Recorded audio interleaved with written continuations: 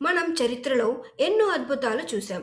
కానీ 19వ శతాబ్దపు మధ్య కాలంలో ఒక అజ్ఞాత యువకుడు దక్కన్ పీఠభూమి వైపు నడిచి వచ్చి తన జీవితం ద్వారా లక్షలాది మందిలో విశ్వాసాన్ని నింపుతాడని ఎవరూ ఊహించలేదు. భక్తుల అనుభవాల ప్రకారం ఆయన ఉన్న చోటు కరుణ, నమ్మకం, అద్భుతాలు వికసించాయి. ఆయన ఎవరు? ఎక్కడి నుంచి వచ్చారు? ఆయన తల్లిదండ్రులు ఎవరు? ఈ ప్రశ్నలకు సమాధానం ఇప్పటికీ ఒక రహస్యమే. కానీ ఒక తప్పిపోయిన గుర్రం కోసం వెతుకుతున్న ఒక ధనవంతుడికి ఒక మామిడి చెట్టు కింద కూర్చున్న ఒక యోగి కనిపించడంతో ఆ రహస్యం వీడడం మొదలైంది. ఒక సాధారణ పకీరు ప్రపంచం కొలిసే సాయిబాబాగా ఎలా మారారు? ధూప్ గ్రామంలో జరిగిన ఆ వింత సంఘటన వెనుక ఉన్న మర్మం ఏమిటి? ఈరోజు మనం సాయిబాబా షిరిడీకి చేరిన ఆ అద్భుత ప్రయాణాన్ని చూద్దాం. ధూప్ గ్రామంలో చాంద్ పాటిల్ అనే ఒక సంపన్న ముస్లిం వ్యక్తి ఉండేవాడు. ఒకరోజు ఆయన తనకు ఎంతో ఇష్టమైన గుర్రంపై ప్రయాణిస్తుండగా అది అకస్మాత్తుగా తప్పిపోయింది. ఒక వారం కాదు, 2 వారాల కాదు, ఏకంగా 2 నెలల పాటు చుట్టుపక్కల అడవులు, గ్రామాలు అన్నీ వెతికాడు. కానీ గుర్రం జాడ లేదు. ఇక లాభం లేదని నిరాశతో గుర్రం పైన వేసే సెడిల్ను భుజాన వేసుకుని కాలినడకన ఇంటికి తిరిగి ప్రయాణమయ్యాడు. దారిలో ఒక మామిడి చెట్టు కింద ఒక వింతైన యువకుడు కూర్చుని ఉండడం పాటిల్ గమనించాడు. ఆయన తలపై టోపీ, పొడవైన కప్నీ ధరించి చేతిలో చిన్న కర్రతో ఒక యోగిలా కనిపిస్తున్నాడు. ఆ ఫకీర్ పాటిల్ను చూడగానే, ఏమిటి పాటిల్, ఆ సాడీలు మోస్తూ ఎక్కడికి వెళ్తున్నావు అని అడిగాడు. చాంద్ పాటిల్ ఆశ్చర్యపోయాడు. ఈ అపరిచిత వ్యక్తికి తన పేరెలా తెలుసు? తన గుర్రం పోయిందని ఎలా గ్రహించాడు? పాటిల్ తన బాధను వివరించక అపకీర్ చిరునవ్వుతో, నువ్వు వెతకాల్సిన చోటు వెతకడం లేదు, అటు ప్రవాహం వైపు వెళ్ళి చూడు అని దిశ చూపించారు. ఆశ్చర్యం! పాటిల్ అక్కడికి వెళ్ళి చూడగానే తన గుర్రం సరిగ్గా అక్కడే మేత మేస్తూ కనిపించింది. గుర్రం దొరికిన ఆనందంలో పాటిల్ ఆ పకీర్ను మహానుభావుడు అని గుర్తించాడు. అప్పుడే మరో అద్భుతం జరిగింది. ఆ పకీరు తన చిలుంను వెలిగించాలనుకున్నారు. కానీ అక్కడ నిప్పు లేదు, తడుపుకోవడానికి నీరు కూడా లేదు. ఆయన తన కర్రతో నేలపై ఒక దెబ్బ కొట్టారు. వెంటనే నేల నుండి దగదగలాడే నిప్పు కణం బయటకు వచ్చింది. మళ్ళీ కర్రతో మరో చోట కొట్టారు. స్వచ్ఛమైన నీటిదార ఉబికి వచ్చింది. ఇది చూసిన చాందపాట్ల కళ్ళు చెమ్మగిల్లాయి. ఆయన సామాన్య ఫకీర్ కాదు, సాక్షాత్తు దైవ స్వరూపమని పాటిల్ బాబా పాదాలకు నమస్కరించాడు. కొన్నాళ్ళ తర్వాత చాంద్ పాటిల్ బంధువుల పెళ్లి షిరిడీలో నిశ్చయమైంది. పాటిల్ అభ్యర్థన మేరకు ఆ యువ ఫకీరు కూడా పెళ్లి బృందంతో కలిసి ఎడ్ల బండిపై షిరిడీ బయలుదేరారు.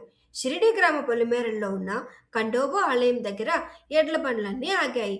ఆ ఫకీరు బండి దిగగానే ఆలయ పూజారి మల్సాపతి ఆయనలోని దివ్యత్వాన్ని చూసి పరవశంతో యా సాయి అని పలికాడు. అంతే, ఆ క్షణం నుంచి ఆ అపరిచిత ఫకీరు సాయిగా మారిపోయాడు. పెళ్లి బృందం తిరిగి వెళ్ళిపోయినా సాయి మాత్రం షిరిడీని వదలలేదు. ఒక పాడుబడిన మసీదును తన నివాసంగా మార్చుకుని దానికి ద్వారకామయ్య అని పేరు పెట్టారు.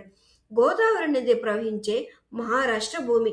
అహ్మద్నగర్ జిల్లా ఎన్నో సాధువుల పాదధూళితో పునీతమైన ప్రాంతం. ఆ జిల్లాలోనే ఒకప్పుడు ఎవరికీ తెలియని చిన్న గ్రామం షిరిడి.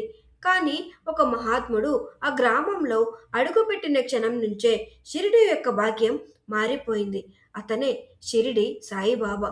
బాబా రాకముందు షిరిడి ఒక సాధారణ గ్రామమే. కానీ బాబా జీవితం, ఆయన లీలలు, ఆయన ప్రేమ ఆ గ్రామాన్ని ఒక మహాపుణ్యక్షేత్రంగా మార్చాయి.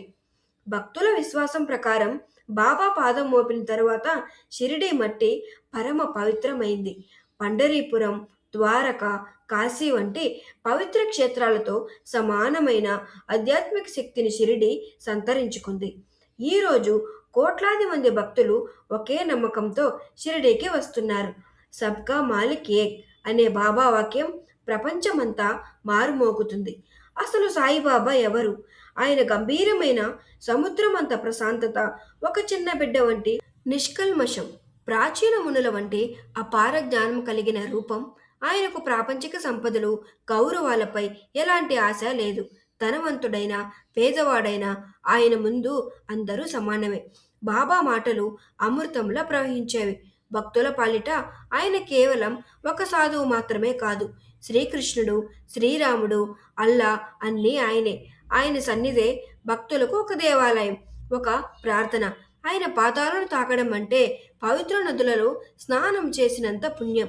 ఆయన ఇచ్చే ఊది వేదాల ఆశీర్వచనం వంటిది. ఆయనను దర్శించుకోవడం అంటే సాక్షాత్తు దేవుడిని చూడడమే. బాబా కీర్తి పెరుగుతున్న సమయంలో జవహర్ అలీ అనే ఒక గొప్ప పండితుడు షిరిడీకి వచ్చాడు. తన పాండిత్యంతో అందరినీ భయపెట్టి సాయిబాబా నా శిష్యుడు అని ప్రకటించాడు. ఇక్కడ మనం బాబాలోని గొప్పతనాన్ని చూడాలి. సాక్షాత్తు దైవ స్వరూపమైన బాబా ఏమాత్రం అభ్యంతరం చెప్పకుండా ఆ నకిలీ గురువుకు ఒక సాధారణ శిష్యుడిలా సేవలు చేశారు. కానీ జ్ఞాని అయిన దేవదాస్తో జరిగిన చర్చలో జవహర్ అలీ తన తప్పు తెలుసుకున్నాడు. బాబా పాదాల చెంత శరణు వేడాడు. నిజమైన భక్తికి అహంకారం ఉండకూడదు అని బాబా తన ప్రవర్తన ద్వారా లోకానికి చాటి చెప్పాడు. నిజమైన జ్ఞాని ఎప్పుడూ వాదించడు. బాబా తాను దైవమని నిరూపించుకోవడానికి ప్రయత్నించలేదు. అవతార పురుషుడై ఉండి కూడా ఒక నకిలీ గురువుకు సేవ చేయడం ద్వారా అహంకారాన్ని చంపుకోవడం అంటే ఏమిటో బాబా చూపించాడు. ఓర్పు. తనను ఎవరో శిష్యుడన్నా అవమానించిన బాబా చలించలేదు. సాయిబాబాకు దీపాలు వెలిగించడం అంటే చాలా ఇష్టం.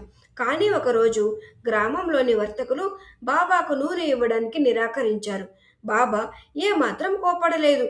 ఆయన దీపపు ప్రమిదిలో నూనెకి బదులు కేవలం నీటిని పోశారు.